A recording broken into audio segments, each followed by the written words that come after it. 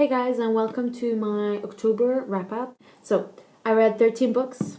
I'm kind of happy with my 13 books. I actually thought I was going to read much less than that, so I'm glad. And I know this video is kind of late because I actually came back from abroad yesterday, so I didn't have a lot of internet access when I was abroad, so yeah, now I do. And here's the video. Okay, going on. Starting. The first book is Breaking Point by Kristen Simmons. This book is book number 2 of Article 5. I loved Article 5. I had some issues with this book in the sense that there wasn't a lot of progress in the plot. We didn't get a lot of plot. We just kind of got, I felt more like a filler to me. And also the main protagonist still annoyed me more than the first book. But it was still a good book, especially towards the end. And I think I gave it 3.5 stars. Then I read Stealing Parker by Miranda Keneally, which is the companion novel to Catching Jordan. And this book was relatively good, not as good as Catching Jordan because there was this sleazy character in this book that I hated. And I really did not want the main protagonist to spend time with, but she spent a lot of time with, so kind of annoyed me. And it was good. I like that there's also a sports theme sort of thing, which is baseball, but in this book there's less of the sports than in Catching Jordan, and also I hope that there was more. But yeah, I gave it 4 stars.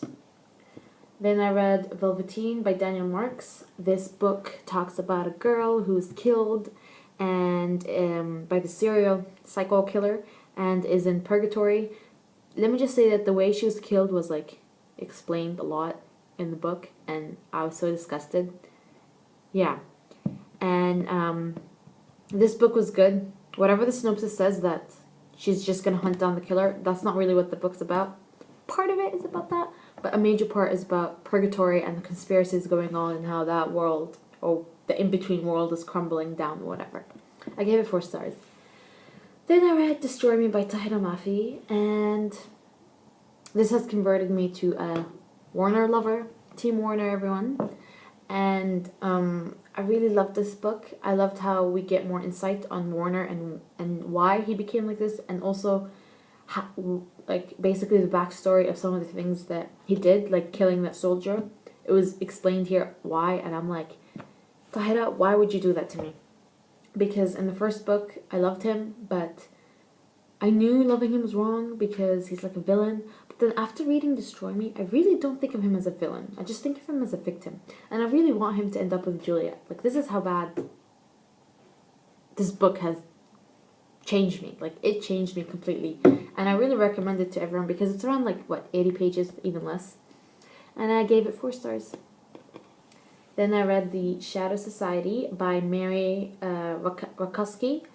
And this book, I just wished I got more backstory about the parallel worlds from the beginning. We were kind of like submerged in it like that.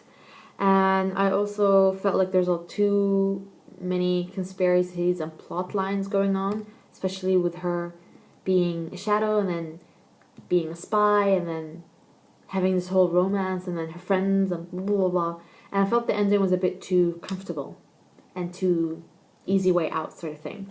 But I gave it 3 stars. Then I read Eternally Yours by Kate Turnan, and this is the 3rd and final book of the Immortal Beloved series, trilogy, sorry. And this book was amazing. I loved every single page of it, and it's 450 pages, so that's a lot of pages to love. And I love Nastasia here the best. She just grew so much from Immortal, from the first book, so much. And I just hoped that this series never ends, but it had to, so it did. And I also loved how the ending was satisfactory, but at the same time it was left a bit open-ended, so it wasn't like everything was wrapped up into this perfect little bow. It wasn't, and I loved that, and I gave it 4.5 stars. Then I read a new adult book called Losing It by Cora Carmick, and this book talks about a girl. She meets this guy, and then they like each other, whatever, and then it turns out that he's her teacher or professor or something at her university. So yeah, it was nice. I loved it, and I really like new adult books, and this made me like new adult books even more. And I gave it 4.5 stars or 5, I'm not sure. Then I read Crash, do you see the girl with the ballerina dress? Because it's too white and the background's white. The cover. So the next book that I read is another new adult book, and it's called Crash by Nicole Williams. This is the first book in this series, because I know the second one's called Clash, but I haven't picked it up yet.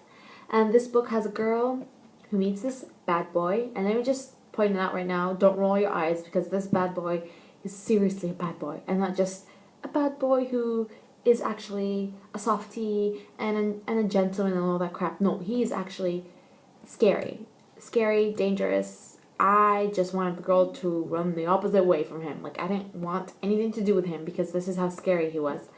And she basically, just to show you how scary he is, she almost died. She almost got killed because she knew him. So yeah, he was scary.